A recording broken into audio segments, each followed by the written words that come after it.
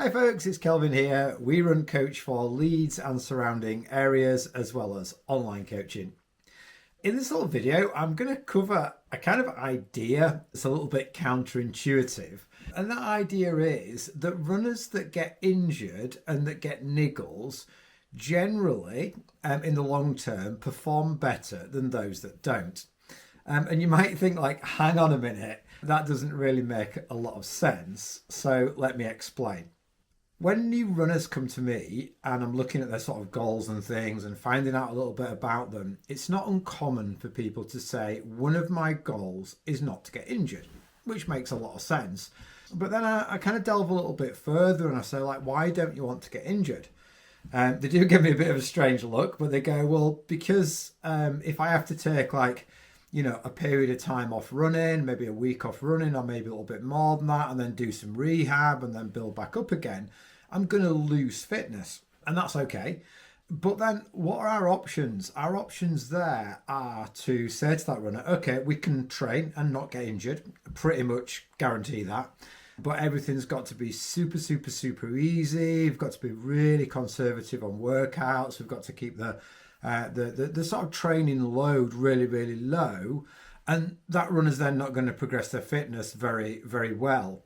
So runners that generally kind of, without obviously going crazy, we have a conversation about how much risk a runner wants to take, and some runners want to take more risks than others, but we want to find a trajectory that's really sort of driving fitness. And then if we do bump into a little bit of a grade 1 calf tear and we have to ease things back for a week and then run on the flat for a bit and then work with a physio and build some capacity around that area, but then learn from that, look at like how much load caused that grade 1 tear and how well the runner responded to the strength work. We've then got a physiotherapist involved, which further down the line, we can almost view that physiotherapist as a strength and conditioning coach. We can then build some capacity around that area that was maybe a weak point for that runner. And then we can go again. So we might drive fitness, lose a little bit in the sort of short term, but then start to sort of, work again in the future. And if you look at the sort of training of elites, it's really, really, really, really unlikely that the elites that we're all watching doing these amazing things like don't get injured.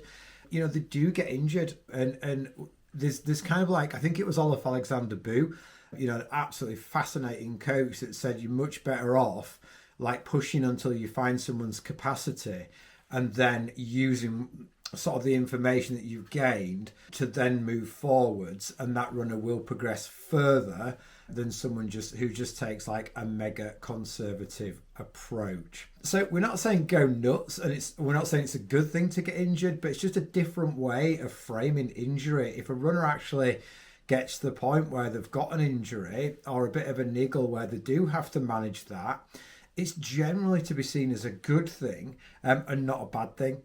So I hope that makes some sort of sense. And if you've got any questions, please pop them in the comments below. And for now, happy running.